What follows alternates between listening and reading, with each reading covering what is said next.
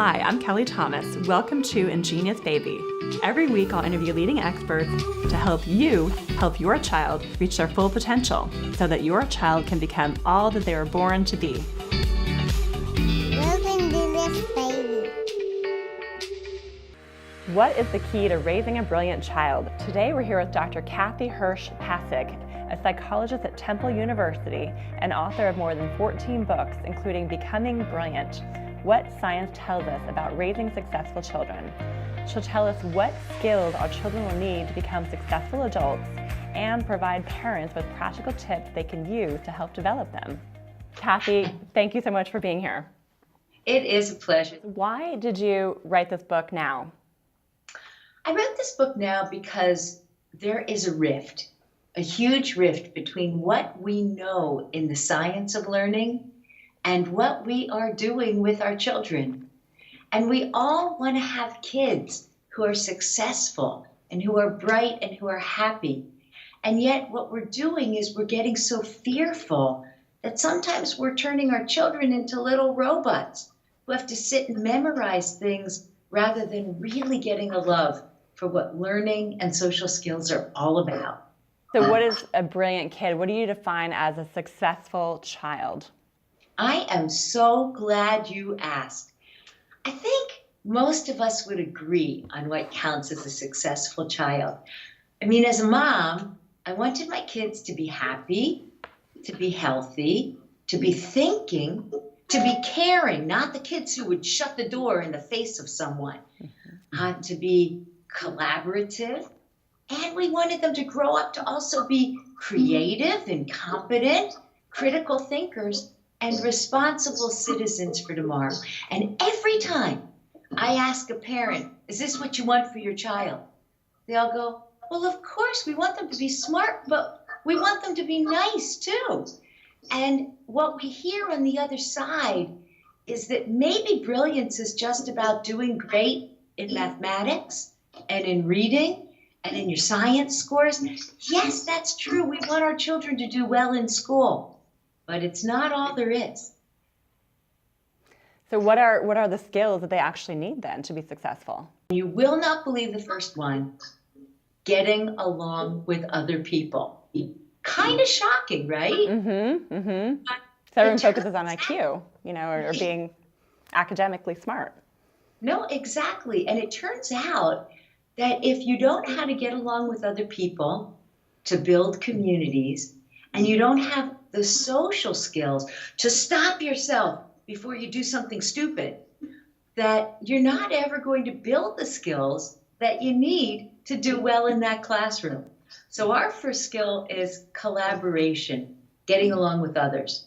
Built on that, communication, that back and forth, learning how to write, learning how to listen, something we don't do so well in our society today. And built on that, your ability to read and speak is content. All the stuff that you're looking at when you look at reading and writing and arithmetic. And then we move from content to critical thinking. Too much information out there right now. Gotta know how to sift through it. Creative innovation, taking the information, using it in new ways. And the confidence to take those intellectual risks, to have an opinion. So that's what we call the 6 C's that we think really define the future of success for our children. Focus, what you talk about in your book, is it is about academics and being smart. How does that play into it? I mean, how malleable is a child's IQ, and why shouldn't we be focusing on that as well as something that is important? It's not that we shouldn't be focusing on smarts. It's that we shouldn't be focusing exclusively on those smarts. Because how many of us know somebody who's the A+++ student in that classroom, but they don't know how to navigate a party. They don't know how to talk to anyone. They don't know how to get any information from people. And they don't have any creative ideas because they're too busy memorizing what's in the book. We can do better than that. So in your book, you do talk about opportunities for grandparents and parents and caregivers to sort of help them facilitate those skills. Can you give a couple of examples of that? Oh, I sure can. Let me give you one that just happened a couple weeks ago with I'm going to tell you, it's my 2-year-old granddaughter. And she became fascinated with shadows and wanted to chase her shadow everywhere. So we were walking in a forest kind of trail, and I asked her if she could find her shadow. Now, in a forest, the shadows come and the shadows go. And of course, it all depends on whether you have light that's seeping through the trees so that you can find your shadow. So I said to Ellie, let's look and see if we can find out when the shadows come and when the shadows go. And then I showed her the sunlight and I said, can you make a prediction as to when you'll see the next shadow? Now, prediction is a long word for a 2-year-old. Mm-hmm. But they started making predictions. And yes, she could. So you'd be surprised at what little kids can tell you. So we just have to think of those moments in our living room where we can build these exciting skills. Collaboration. How about if the 2 kids got to build a castle together instead of each one doing it on his own? Oh, yeah, somebody might take the red brick when another person wants the red brick. But guess what? When they learn to share, they do better. And this isn't just about little kids. Think about your office. Think about those people who always like to do the project by themselves. Mm-hmm. And the ones who really do exciting stuff, more creative, who think about the project potential together and then realize what they can do that's new and visionary. There's a lot of ways that the parents can help cultivate things at home that improve their academic success in school. It is everywhere. And when you think about it, if you do a mural together in school, for example, as opposed to painting at the independent places, wow, all of a sudden you're a collaborator. If we don't care that the artwork that comes back from our children's school looks perfect, then the teachers become less likely to just give us cut up apples to put on pre-made trees for the month of October. All of a sudden, we can make it look like we want it to look like and can explain it to our parents. And if our parents praise our effort and not just the grade we get, then we have more confidence to try something new. And when we have that confidence, we can be the discoverers and explorers and entrepreneurs in the world around us. That's such an important skill. Right? I loved how you kind of touched on the hysteria of the preschool, like especially a first-time parent trying to find the perfect preschool, and it's going to get them into Harvard or the right philosophy. So tell us how important really is preschool. I will tell you that I think today, since a lot of kids are going to some form of preschool, it's becoming more and more important because you don't have the kids next door to play with. They're probably in preschool. And I think a large proportion of kids today, I think it's well over 50%. I don't know the exact numbers, but I don't know why I'm thinking in the 60s, are in some sort of preschool. Look, you'll learn a lot when you're with other kids. You learn that everything isn't yours. You learn that an adult's not going to be in your face every moment. You learn that you have to try things out on your own to make them work. And you know that there are rules and boundaries that sometimes you just have to abide by, and that your parents aren't the ones who rule the kingdom. I think these are pretty important collaboration, moments in your life, lessons. Communication. We are so good at spouting, and our kids are good at spouting it. And by the way, these all apply to adults too. How often do we put up social media messages? How often do we post on Facebook? Honestly, I'm not convinced, maybe it should, that everyone in my entire social network cares what my granddaughter wore yesterday. And I don't think they care what I had for dinner. So we have to learn to be listeners, not just talkers. When our children are with other kids, they learn those skills. And they learn to speak clearly enough and to write clearly enough that other people know what they're talking about. That's an important skill. So preschool is becoming an increasingly important skill. It is more important, I believe, for families who don't have all the advantages sitting in their living room. That's the place where they're going to get exposure to books. It's the place where they're going to get exposure to puzzles. And for some families, you have mountains of these in your home, but for 25% of our population, that's not there. And so it may be even more important for those kids who would otherwise be struggling. They all created equal, or when, parents just get so stressed out, particularly the first child, they're going the right one. Are they all the same? Or are there certain things you should look for in it when you are looking at preschools? Yeah. Well, there are things I look for when I'm looking at preschools. Obviously, there's the critical ones, like, is it safe? Okay. Mm-hmm. Like, if you notice there are knives around on a shelf that your child can reach, not a good place to go. I would look to see how much the teachers really know about children. That's an important thing. I would like it to be, I think, enriched, as they say, bubbling over with possibilities. It should have the arts, and it should also have books, and there should be a structure to the day.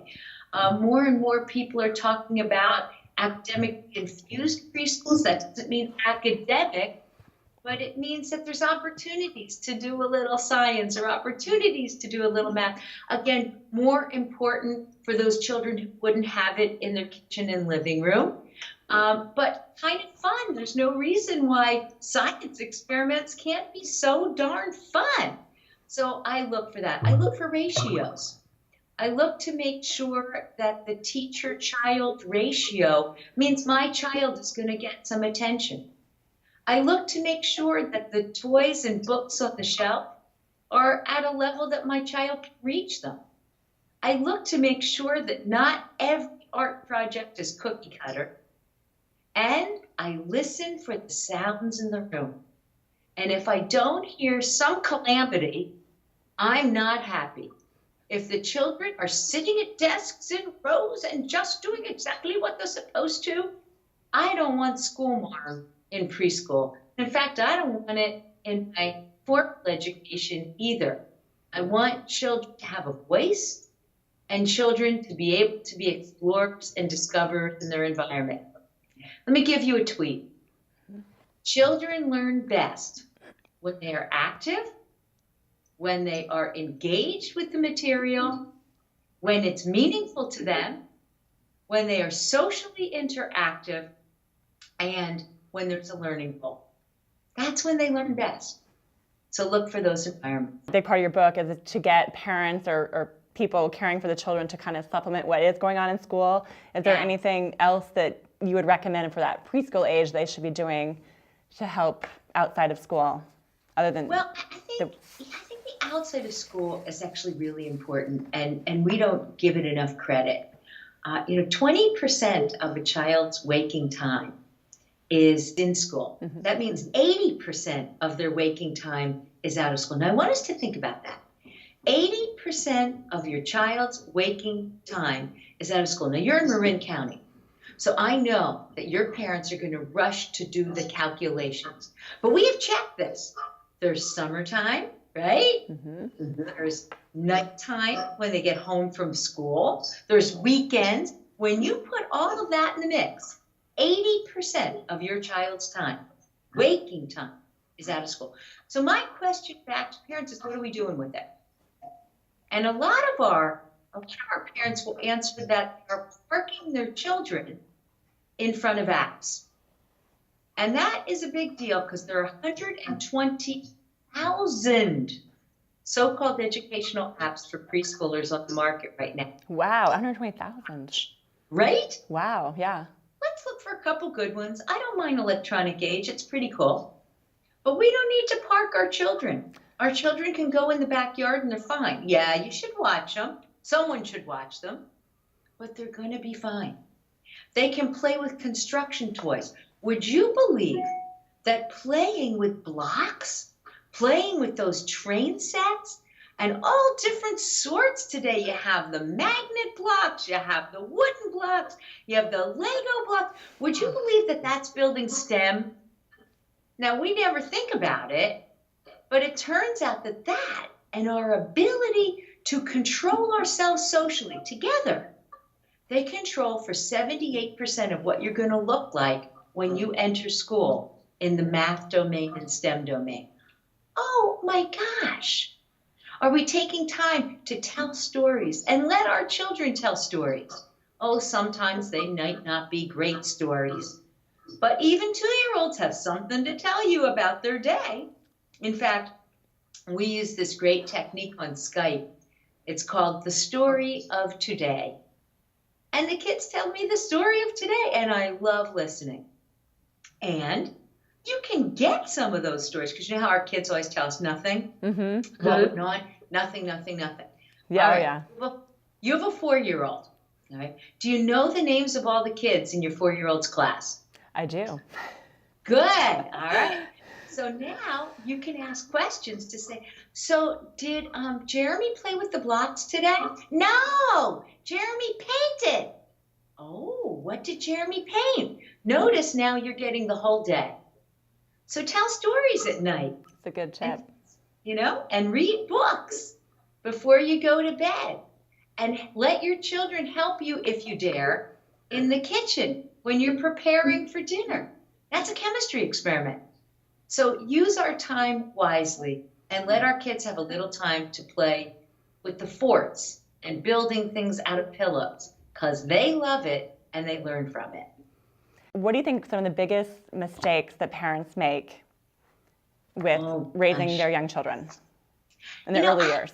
Yeah, that's a tough question for me, because I don't think parents really make mistakes. Mm-hmm. I think sometimes we don't see all the potential, but that's not a mistake. Mm-hmm. It just means that we need to be more wide-eyed and look at the world a little bit from the child's point of view. There is one thing I would caution parents about, and I now have this study to also speak to it. And that is that we are sometimes occupied ourselves with the constant text messages that come in, with the constant phone messages that we feel we need to listen to, with the emails that seem to be pounding us and that we're almost addicted to. Our children notice when we aren't looking in their eyes, and they don't get as much from us. In a study that we just ran, we looked at cell phone messages, and I had wonderful parents teach their kids 2 words. The kids were 2 years of age. And in one of the words, I interrupted them with a cell phone call. And in another, I did. This was done by my former student, Jessa Reed. And the question I asked is, do children learn just as much from the parent when the parent is interrupted? I gave them just as much time in both conditions. Mm-hmm. When the parent gives them their undivided attention. And the answer was that they only really paid attention and learned from the parent and heard what the parent said when that cell phone was put away. So this is not just about what our kids are doing. Mm-hmm. It's also about what we are doing and how we occupy our time. So I caution all of us, 5 minutes a day. Take 5 minutes a day. Put your cell phone away. Hide it. And look into the eyes of your child. I don't care if your child's an adolescent or your child's a 4-year-old. I can't tell you how much I notice it personally when my teenagers used to look down, pretending I wouldn't see that they were trying to get a text message. It doesn't help communication. It hinders it. And the most important thing you have with your kid is a relationship. Yes. What is the biggest takeaway that you want people to take from your book? Biggest takeaway is that success is not built around the narrow confines of our memorizing our math tables and learning or memorizing our poetry. It's built up from a whole host of skills that are the skills we need in the 21st century to succeed. Collaboration, communication, content's there. but only one. Critical thinking skills, creative innovation, and also the confidence to pull it off.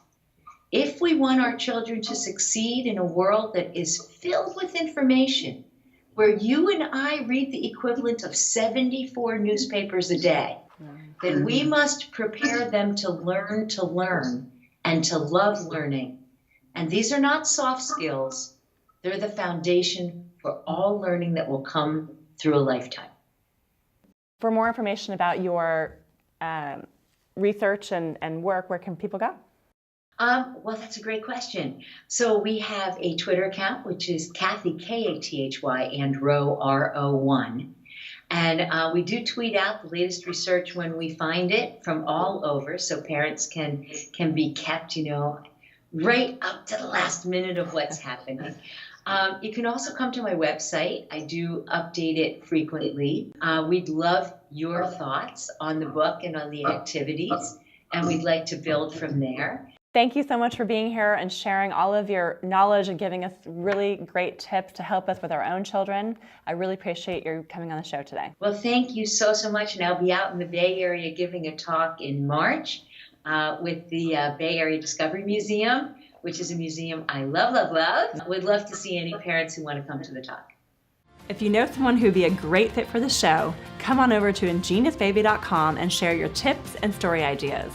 You are your baby's first and best teacher.